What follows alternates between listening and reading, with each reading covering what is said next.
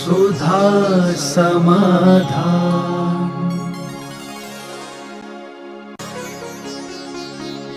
नमोस्तु गुरुदेव।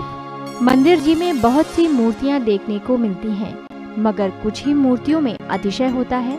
सारी मूर्तियों में अतिशय क्यों नहीं होता? मैंने कई बार कहा कि मूर्तियों का अतिशय, भगवान के तो सबके बराबर 34 अतिशय होते, लेकिन सभी मूर्तियां एक समान नहीं होती। सभी मूर्तियां, जितनी मूर्तियां हैं, प्रत्येक मूर्ति अलग अलग स्वरूप वाली है। इसका समर्थन पूज्यवर जिनसेन स्वामी ने महापुराण के अंतर्गत किया है कि मूर्ति का सबसे बड़ा पाषाण, जिस वस्तु की मटेरियल की मूर्ति बनी है वो पाषाण कैसा है।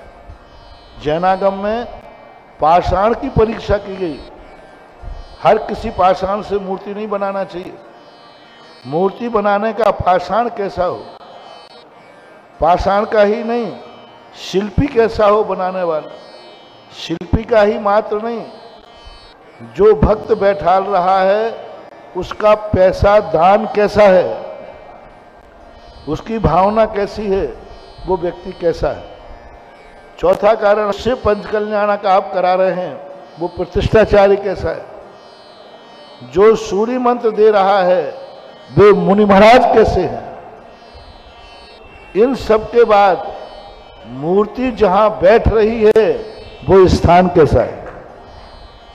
सब कुछ सही है और मूर्ति गलत स्थान पर बैठी है, गलत मंदिर पर बैठ गई, गलत वेदी पर बैठ गई, गलत दिशा में बैठ गई, तो ये सारी चीजें ठीक हैं, फिर भी कुछ नहीं होगा, प्रभावहीन रहेगी। मैंने कई बार इन मूर्तियों को देखा। कई मूर्तियां बड़ी शक्तिमान होती है, लेकिन उन मूर्तियों का प्रभाव नहीं होता। जो प्रभाव होना चाहिए वह होता, क्योंकि उनको उचित स्थान नहीं मिलता, उनका उचित स्थिति नहीं बनती।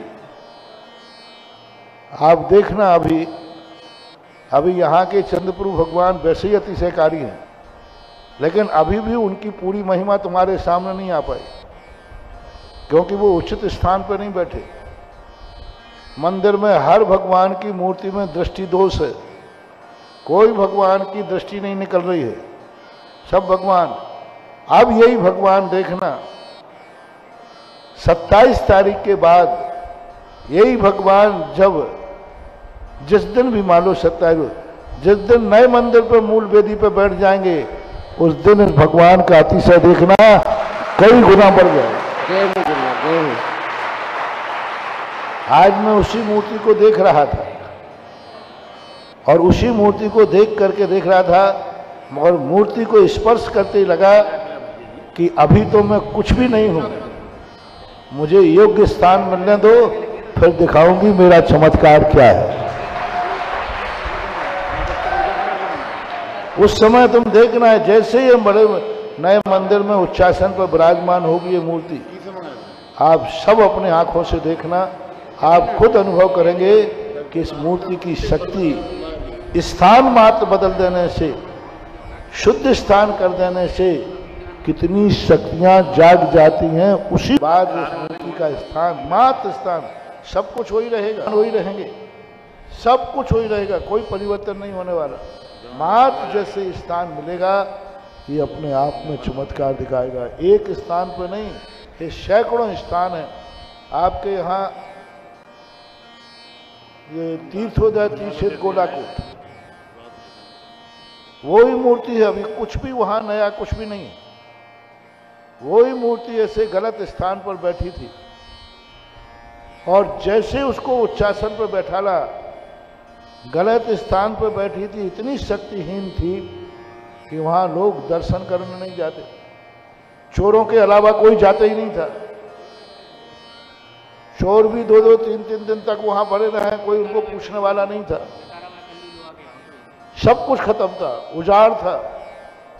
मात्र उस मूर्ति को योग्य स्थान पर बैठाला, आज वह तीर्थोदय क्षेत्र गोलाकोट विश्व स्तरीय क्षेत्र बन गया। मैंने कुछ नहीं किया, वहां कुछ भी नया नहीं किया, अभी तो नया हुआ नहीं, अब होने वाला है नया।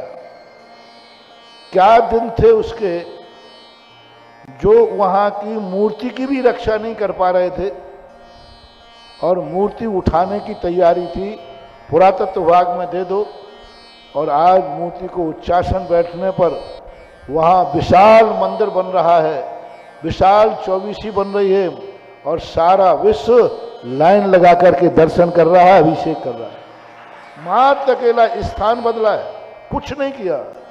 उस मूर्ति में तो कुछ किया ही नहीं गया, मात्र उच्चासन दिया है। मैं खुद ही वहाँ गया था और मैंने एक उच्चासन बना करके मैंने कि भगवान आपने इतना उजाड़ दिया, इससे ज़्यादा ना तो यहाँ लोगों के पास कुछ है और मेरे पास तो आपने कुछ रखने ही नहीं दिया। थोड़े बहुत हम शादियों के बाद थोड़ा बहुत रखने देते तो आज तुम्हारे काम आ जाता, पर आपने तो कहा तेरे पास तो कौड़ी भी, तो फिर मैं क्या कर सकता हूँ? कुछ नहीं महानुभाव। मात्र एक कमल बनवाया था मैंने, कुछ नहीं, एक वेदी चुनकर, बिल्कुल सादा वेदी, और कमल भगवान ने कहा मैंने कि भगवान बस इससे ज़्यादा मेरे पास कुछ भी नहीं है। उन्होंने कहा तू मुझे योग्य स्थान पर बैठाल तो सही, फिर मैं सारी दुनिया को यहाँ लाकर उपस्थित कर दूँ। मात्र एक स्थान पर बैठाला। आज गोलाकोट सबको मालूम है क्या होगा। जबलपुर के हनुमान ताल के आदिनाथ भगवान, कुछ नहीं किया हमने, मात्र उनके गलत स्थान पर बैठे थे, उनको एक सही स्थान पर बैठाल दिया। आज असीमकालीन भक्तांबर चल रहा है। जो मंदिर उजाड़ की स्थिति में था वह मंदिर आज आबाद हो गया। एक नहीं, ऐसे बहुत सारे स्थान देखे। सूरत के पास एक सजौद है, वहाँ की स्थिति भी ऐसे ही थी, मात्र उनको योग्य स्थान दिया गया। आज वो तो ये सब चीज़ें निमित्त एक सांगानेर तो है ही, मात्र कुछ नहीं किया सांगानेर को। एक आदिनाथ भगवान को उच्चासन दिया है, वही सांगानेर है जहाँ पर कुछ भी व्यवस्था नहीं थी, चमदाद में अभिषेक करती थी। मां भगवान भरे हुए थे एक दहलानों में, लेकिन आज उन्हीं बाबा के लिए योग्य स्थान दिया। आज सांगानेर में जाने के लिए लोगों को लाइन लगाना पड़ रही है, और सांगानेर तो जगत का प्रसिद्ध हुआ है। अभी सांगानेर कमेटी आई हुई है, वो नरेंद्र जी, मनोज जी, ये लोग पूछो सांगानेर क्या था और आज सांगानेर क्या है। कुछ नहीं किया, मात्र उनको स्थान दिया है, स्थान उनका ठीक किया है। तो इतनी सारी चीज़ें मूर्ति में कारण बनती हैं, तब कुछ मूर्तियाँ अतिशयकारी होती हैं और कुछ मूर्तियाँ अतिशयकारी नहीं होती हैं, ऐसा जानना चाहिए। नमोस्तु गुरुदेव। गृहस्थ जीवन में संयुक्त परिवार में हम धर्म का पालन कैसे करें? संयुक्त फैमिली में ही धर्म हो सकता है। एकल फैमिली में, एकल रहने में कभी धर्म नहीं हो सकता। संयुक्त फैमिली में जब रहते हैं तब हमारा सबसे बड़ा धर्म तो यही है कि हम संयुक्त होकर रह रहे हैं। सबसे बड़ा धर्म है कि हम सबके साथ एक साथ रहने का, कम से कम इतने अच्छे आदमी हैं कि हम सब मिलकर के रहते हैं। दूसरा धर्म है कि जब संयुक्त परिवार में रह कर के व्यक्ति धर्म करने की बात आती है तो वह सबसे मिलकर के भाव करके जो धर्म आवश्यक हैं उन धर्म के आवश्यकों को कर सकता है। जैसे अकेला रहेगा तो दुकान बंद होगी तब वो तीर्थ यात्रा जा पाएगा। संयुक्त में होगा तो एक भाई तीर्थ यात्रा पर गया तो एक भाई दुकान खोल ले। घर में यदि 4 बहुएं हैं तो एक यदि किसी तीर्थ यात्रा पर गई तो बच्चों को दूसरी भाई संभाल लेगी, और अकेली होगी तो या तो बच्चों का स्कूल बंद कराना पड़ेगा या तीर्थ यात्रा रोकना पड़ेगा। इसलिए संयुक्त परिवारों में ही अच्छी तरह से धर्म किया जा सकता है। भले कम होगा लेकिन वो अच्छा होगा, चोखा होगा। नमोस्तु गुरुदेव। ज्योतिष में नवग्रह का क्या महत्व है और इन ग्रहों का हमारे जीवन पर क्या प्रभाव पड़ता है? ये प्रभावकारी नहीं है। देखो, हर चीज का महत्व, मैंने कहा ना, हर चीज का महत्व है। जो जिस चीज को महत्व मुख्यता होती है वहाँ मुख्यता की जाती है। सूर्य ग्रह ये हमारे लिए कुछ करते नहीं हैं, ये थर्मामीटर के समान होते हैं। जैसे अपन को बुखार आता है तो आप क्या लगाते? थर्मामीटर। तो क्या थर्मामीटर ने बुखार बुलाया है? क्या थर्मामीटर को बुखार आया है? लेकिन बुखार है किसने बताया है? बोलो। थर्मामीटर। बस ये सब ग्रह जो हैं थर्मामीटर के समान हमारी क्रियाओं को बताते हैं कि इस समय तुम्हारा जन्म हुआ था तो इतने दिन के बाद आपको ऐसा होगा। नमस्ते। जैसे विज्ञान बता देता ना, इस तारीख को ग्रहण पड़ेगा, इस तारीख को बरसात होगी, इस तारीख को धूप निकलेगी, पहले से बता दे। आपके मोबाइल में आता ना, भाई इस तारीख में देखना परसों परसों क्या है, तो आप लोग तो महाराज देखता हूँ, अरे महाराज जी खूब बदल है, अच्छा बदल है। तो ये कैसे बता दिया उन्होंने? ऐसे ही एक ग्रह जो हैं हमारी, जैसे एक विज्ञान 8 दिन बाद कैसा मौसम रहेगा, कैसा परिणमन रहेगा वो बताते हैं, ऐसे ये ग्रह हमारी जिंदगी में बताते हैं कि आने वाला दिन तुम्हारा कैसा गुजरेगा, क्या गुजरेगा। ये थर्मामीटर के समान है, पर इससे ज़्यादा इनका कोई महत्व नहीं है। लेकिन थर्मामीटर का महत्व है कि नहीं है? तो सही, उसके बिना अपन अंदाज ही नहीं लगा पाएंगे कि कितनी बीमारी है। ऐसा। नमोस्तु गुरुदेव।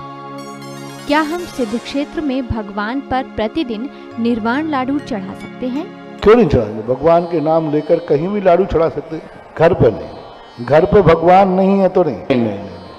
निर्वाण दिवस पर ही निर्वाण लाडू चढ़ता है, अन्य समय पर नैवेद्य चढ़ सकती है, नहीं चढ़ा सकते। यदि उस दिन भगवान का निर्माण है तो चढ़ा सकते हैं, क्योंकि निर्माण लाडू है, वो लड्डू नहीं है। लड्डू नहीं है, नैवेद्य नहीं है। कई लोग क्या मानते हैं कि निर्माण जो लड्डू है वो लाडू है, वो क्या है? नैवेद्य है। तो कई लोग उसके स्थान पर नारियल रखने लगे, गोले रखने लगे। वो ना तो नैवेद्य है ना वो लड्डू है, लाडू है। लाडू में और लड्डू में अंतर है। लड्डू बनता है गोल बटोल आदि खाने के काम आता है, लेकिन ये लड्डू नहीं है, लाडू है। लाडू का अर्थ होता है, आप लोगों की भाषा में बोलते हैं, आप तो राजस्थान के ही है ना, हाँ, तो लाड़ी बोलते ना, लाड़ी। लाडू। लाडू। लाड़ी किसको बोलते हो? लाड़ी वो नई बहू आती है उसको। नई बहू, लाडली। लाडली। लाडली। बुंदेलखंड में बोलते लाडली, और राजस्थान में बोलते हैं लाड़ी। लाड़ी। तो लाड़ी यानी प्यारी। हाँ, प्यारी। तो उसी प्रकार से ये लड्डू जो है हम सबका बहुत प्यारा है, क्योंकि ये सिद्ध शिला का प्रतीक। सम्यक दृष्टि को सारी दुनिया में सबसे प्यारी चीज कौन सी है? सिद्ध शिला, सिद्ध क्षेत्र, पंचम गति। तो वो जो लाडू बनाया जाता है वो सिद्ध शिला का रूप बनाया जाता है। जैसी सिद्ध शिला होती है तो वो नैवेद्य नहीं है, वो सिद्ध शिला है। और सिद्ध शिला के ऊपर हम दीपक रख देते हैं, तो ये बताना चाहते हैं कि हमारे भगवान ऐसी सिद्ध शिला पर जाकर के विराजमान हैं, और वही हमें सबसे प्यारी है। इसलिए ये लाडू चढ़ा रहा हूँ, लड्डू नहीं। आप लोग लड्डू मत बोलना, लाडू बोला करो। तो इसलिए उसी दिन चढ़ाना चाहिए जिस दिन भगवान को मोक्ष हुआ है। अन्य प्रसंगों पर लाडू चढ़ाने की परंपरा नहीं है, नहीं करना चाहिए। नमोस्तु गुरुदेव। लोग जब साथ होते हैं तो हमें उनकी कोई फिक्र नहीं होती, मगर जब उनकी मृत्यु हो जाती है तब उनकी कीमत पता चलती है। ऐसा क्यों? हाँ, ठीक है। ये संसार की मूर्खता है कि मरने के बाद पद्म की उपाधि दी जाती है। हाँ, मरने के बाद व्यक्ति को याद करते हैं, सामने जब रहता है तो उसकी कोई पूछ नहीं होती। अभाव में व्यक्ति की वस्तु की कीमत होती है, यह अच्छी बात नहीं है, ये मूर्खता कहलाती है। ज्ञानी व्यक्ति सद्भाव में उसकी कीमत करता है और उसका उपयोग करता है। ऐसा बाहर का उपाय है समझदारी, कि जब जो वस्तु हमें पास है उस समय हम उसकी कीमत समझें तो बहुत बड़ी मदद है। जैसे जब महाराज नहीं थे पृथ्वीपुर में, तब महाराज का कितना मूल्य था। है भगवान, महाराज कब आएंगे, आदिनाथ चंद्रपुर भगवान को नारियल चढ़ाओ, श्रीफल चढ़ाओ। अब आगे तो अब पहुंचता हूँ महाराज जी, अभी मंगलाचरण शुरू हो रहा है, दुकान थोड़ा खोल लूं। अब आने के बाद अब महाराज आ ही गए, अब कहाँ जा रहे हैं।